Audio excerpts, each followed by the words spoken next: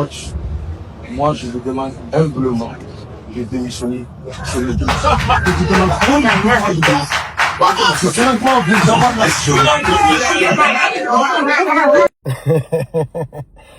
Les Maliens, venez. Et surtout, recherchons ce journaliste malien, oui, qui avait insulté Sékou Eric Shell en conférence de presse après l'élimination du Mali à la CAN en Côte d'Ivoire. Sékou Eric Shell, il a pris le Mali par patriotisme. Le monsieur, il était déterminé, il était vraiment engagé. Ils sont partis à la CAN. Eh bien, ils ont passé les phases de poule, ils étaient bons, en forme. 8e de finale, ils ont passé. Ils sont venus en quart de finale, ils ont croisé la Côte d'Ivoire. Ou bien c'est en demi-finale.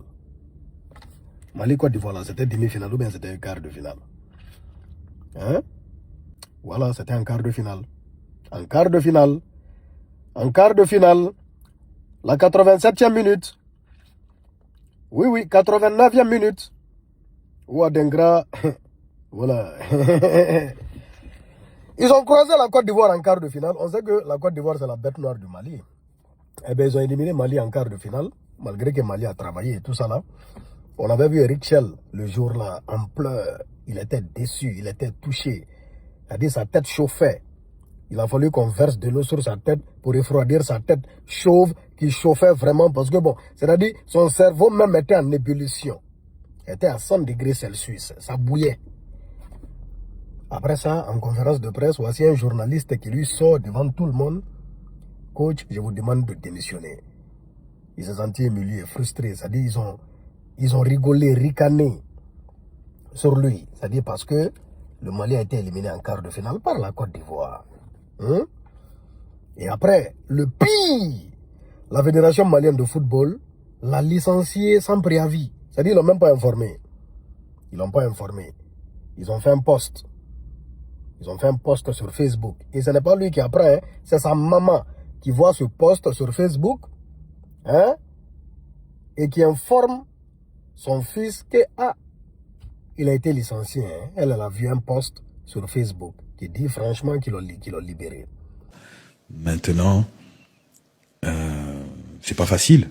C'est pas facile parce que des fois, moi je sais que ma maman, elle était sur Facebook. Elle était sur Facebook pendant la CAN. Et elle était sur Facebook quand j'ai été limogé. C'est elle qui me l'a appris. Non, sérieusement? Ouais, on m'a envoyé une capture d'écran.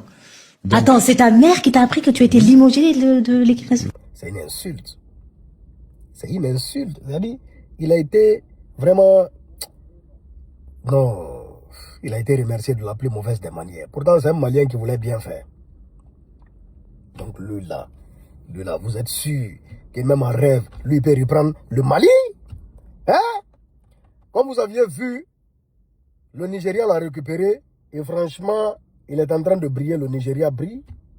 Lui va se retourner au Mali comment? Il y a des relations là, il y a des relations où on se retourne jamais.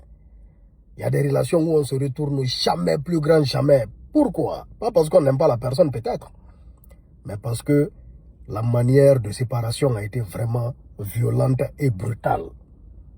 Il y a eu trop de foutaise, trop de manque de respect dedans. Donc c'est impossible, c'est de l'impossibilité qu'il se retourne. Quelqu'un laisse, quelqu'un prend là. Ça dit c'est Eric Shell même. Vous l'aviez libéré comme de n'importe quoi. Il est parti, ça dit le Nigeria, grande nation de football. On dit non, oh, c'est les joueurs nigériens qui sont bons. Ah, donc Eric Shell, il n'est pas bon. Ça dit les gens vont toujours trouver quelque chose à dire. Je prie le bon Dieu qu'il prenne cette canne. Je le prie de tout mon cœur. Et ce n'est pas la première fois que ça arrive par rapport au Mali. La Fédération malienne de football là, revoyez votre cas. Hein. Revoyez votre cas. Hein? Revoyez votre cas. Stéphane Keshi, vous le connaissez? Hein? Le Nigérian. Il avait le Mali. Il était l'entraîneur du Mali de 2008 à 2010. Il a été licencié. Après avoir été éliminé. Hein?